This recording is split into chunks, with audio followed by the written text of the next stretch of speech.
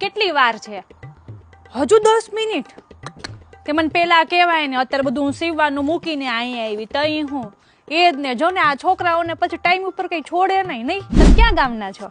આ છોકરાઓ રિસેસમાં છૂટે ત્યાં આમ જોતો ખરા પાપડી ચાટ ને આ બધા કાતરી ને એવું બધું ખાય.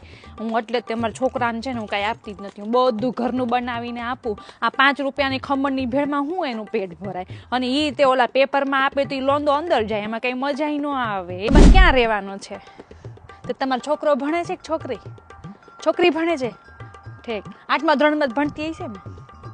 ઠીક, એ તો લાગ્યું મને તમે કીધું ને એટલે.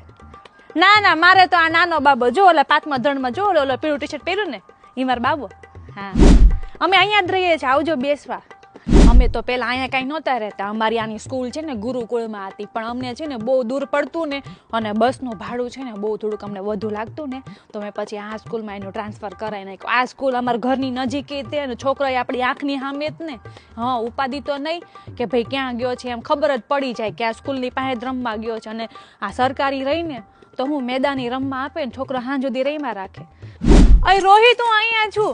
હારું હાલો તઈ આવજો. આ 2 સોસાયટીને મૂકીને જ મારું ઘર છે. તમે જેવા એન્ટર થાવ ને 56 નંબર છે મારા ઘરનો નંબર, અને ઉપર છે ને 3જો માળ. હોને